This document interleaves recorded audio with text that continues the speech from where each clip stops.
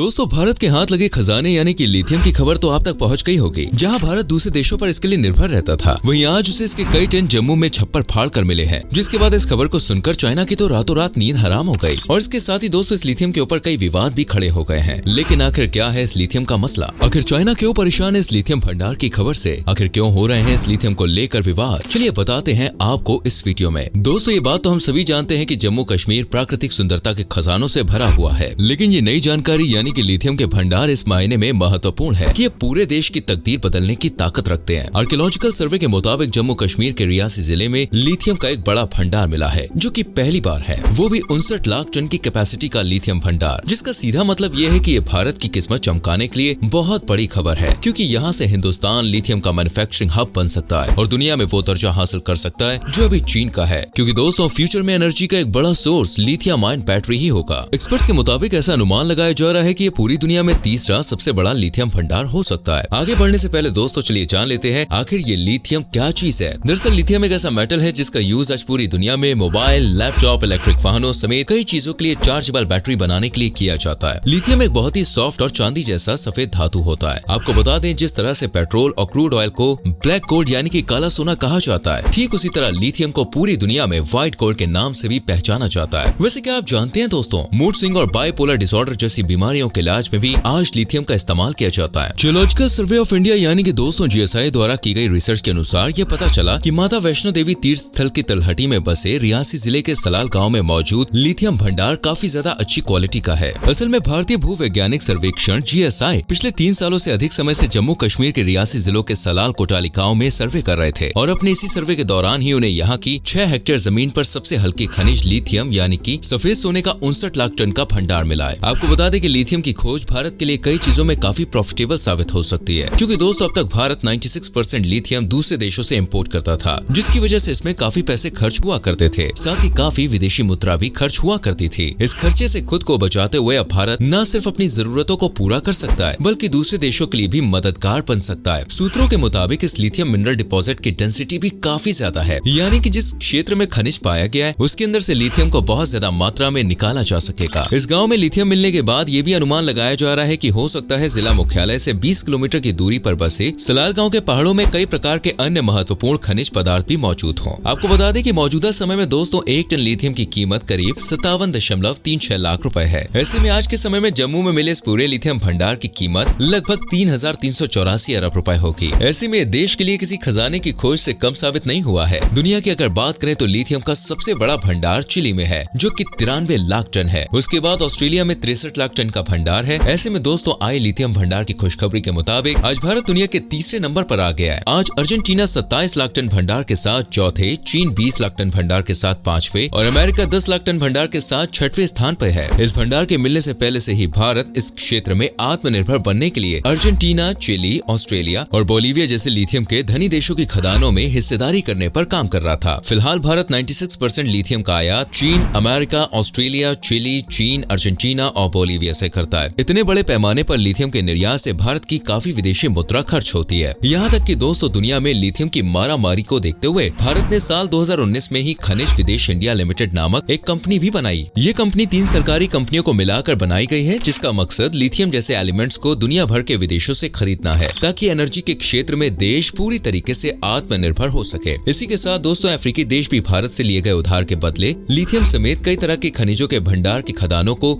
भारत को देने के लिए तैयार है। तो अब भारत के लिथियम भंडार का मिलना सोने पे सुहागा वाली बात होने जा रही है। अब जैसा कि हम जानते हैं कि भारत सरकार इलेक्ट्रिक व्हीकल्स को ही प्रमोट कर रही है और उनका लक्ष्य है कि 2030 तक भारत में चलने वाली 30% निजी कारें, 70% कमर्शियल वाहन और 80% टू व्हीलर्स इलेक्ट्रिक हो जाए। जाहिर है कि इस लक्ष्य को हासिल करने के लिए भारत में लिथियम आयन बैटरी का उत्पादन बड़ी मात्रा में होना बेहद ही जरूरी है। लेकिन ये केवल लिथियम का भंडार मिलने से मुमकिन नहीं होगा। इसके लिए लिथियम का इस्तेमाल बैटरी निर्माण में करना जरूरी है, जिसके लिए भारत में GW ग्रिड स्केल 5:04 एक बैटरी मैन्युफैक्चरिंग प्रोग्राम भी स्टार्ट किया जा रहा है, जिससे भारत में बैटरी की गीगा फैक्ट्री लगाने वाले लोगों को काफी हेल्प भी की जाएगी। भारत में दोस्तों लिथियम आयन बैटरी बनने से इलेक्ट्रिक व्हीकल्स के प्राइस में काफी गिरावट हो जाएगी, क्योंकि इलेक्ट्रिक कारों में करीब 45% हिस्सेदारी बैटरी पैक की होती है। उदाहरण के तौर पर नेक्सन ईवी में लगे बैटरी पैक की कीमत लगभग 7 लाख रुपए है, जबकि इसकी कीमत करीब 15 लाख रुपए है। तो आप समझ ही सकते हैं कि दोस्तों इलेक्ट्रिक वाहनों की दुनिया में कैसा बदलाव आने को बैठा है। इसके अलावा लिथियम का भंडार मिलने से देश में बड़े पैमाने पैमाने पर इलेक्ट्रिक व्हीकल एनर्जी बैटरी बनाने वाले फॉरेन कंट्रीज भी अब इंडिया में आने का प्लान बना रही है, जिससे देश के लोगों के बीच जॉब अपॉर्चुनिटीज काफी ज्यादा बढ़ जाएगी।